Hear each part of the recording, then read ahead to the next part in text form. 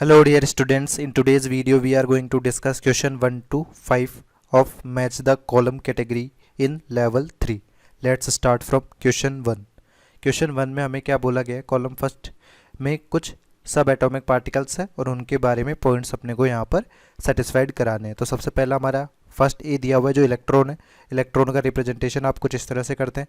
तो इस पर चार्ज क्या है, नेगेटिव चार्ज है -1 और उस चार्ज की जो वैल्यू है वो 1.6 इंटू 10⁻⁻19 गुलाम होगी।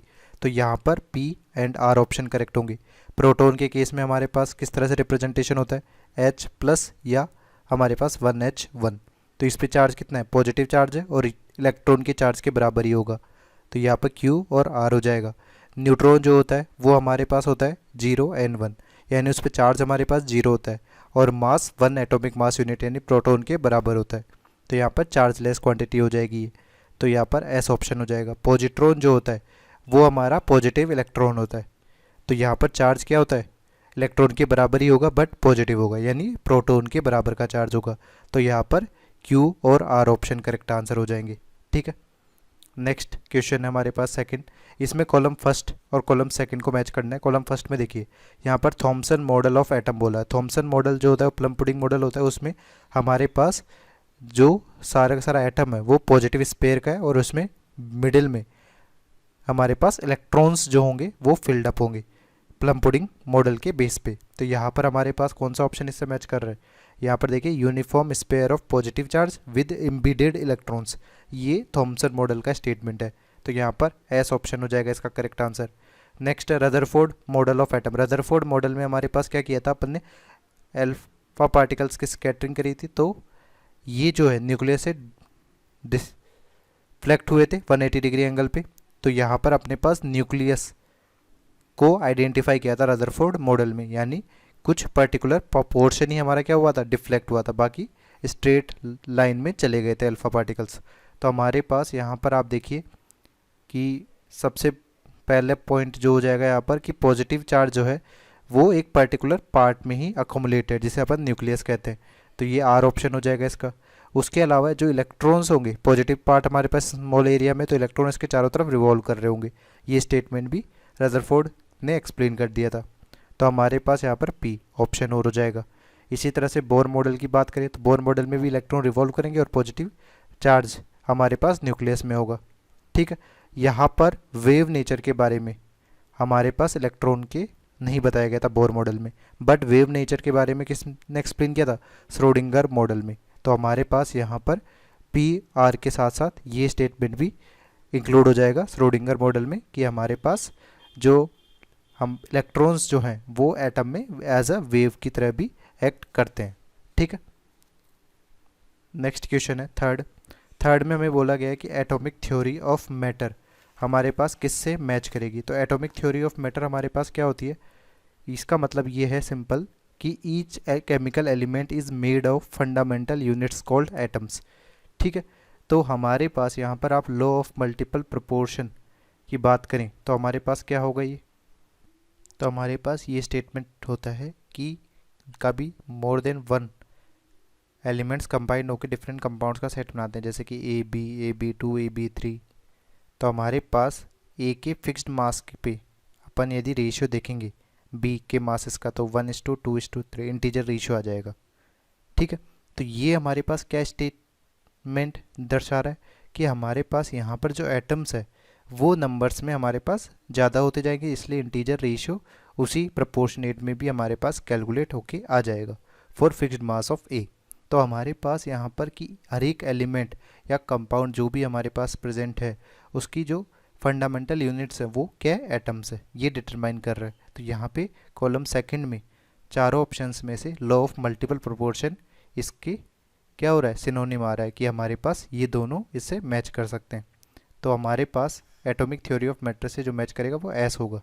बाकी एक्सपेरिमेंट से अपन इस तरह का कोई भी स्टेटमेंट जस्टिफाई नहीं कर पा रहे। नेक्स्ट है quantization of charge. Quantization of charge से जैसे कि मोलिकन ऑयल ड्रॉप एक्सपेरिमेंट अपन करते हैं, उसके बेसिस पे अपन बताते हैं कि जो चार्ज होता है वो इंटीजर मल्टीपल होता है ई के।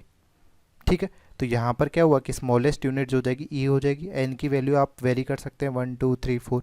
तो ये क्वांटाइजेशन को डिनोट कर रहा है चार्ज की। तो यहाँ पर Q इसमें हो जाएगा। फिर बोल रहा है quantization of electronic energy level.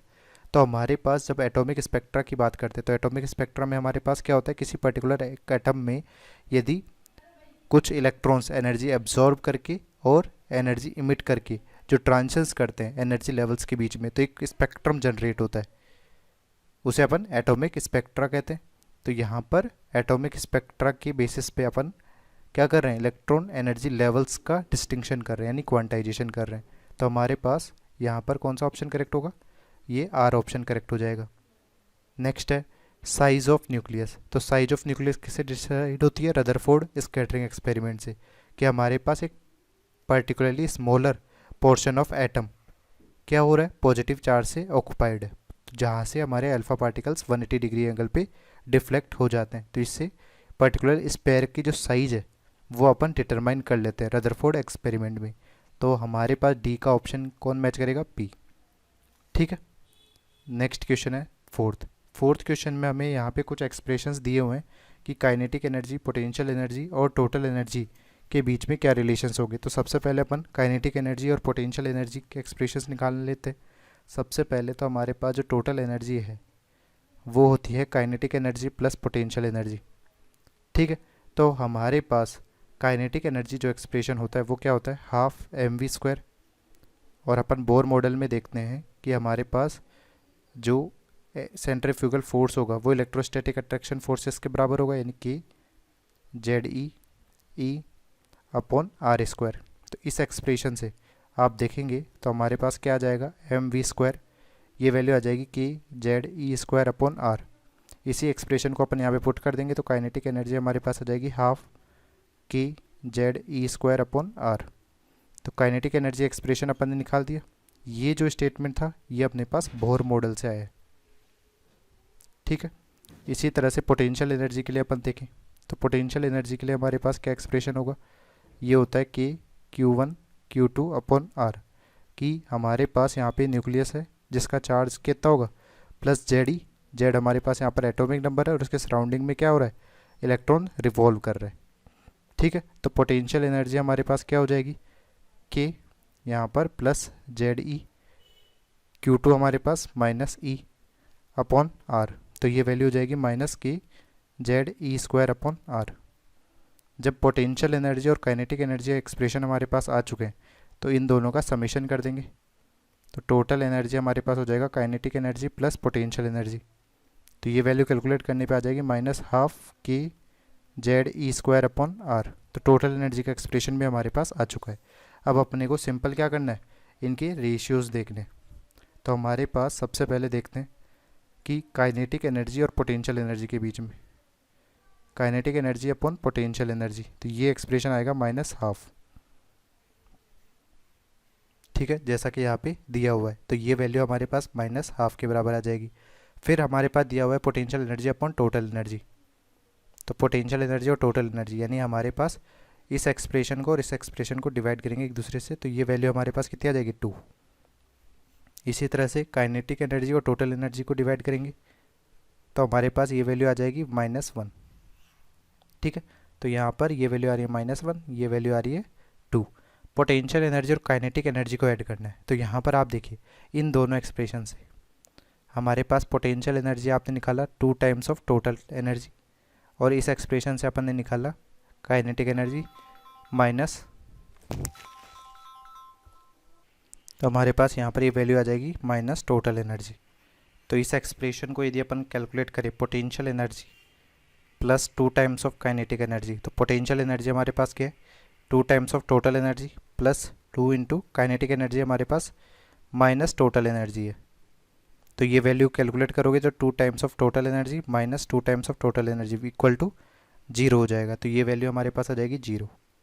ठीक है, तो इस तरह से अपन ऑप्शंस देखें यहाँ पर, तो ये ऑप्शन किससे मैच कर रहा है, ये हमारा Q ऑप्शन हो जाएगा, ये हमारा S ऑप्शन हो जाएगा, ये हमारा P हो जाएगा और यहाँ पर ये R ऑप्शन हो जाएगा। ठीक है,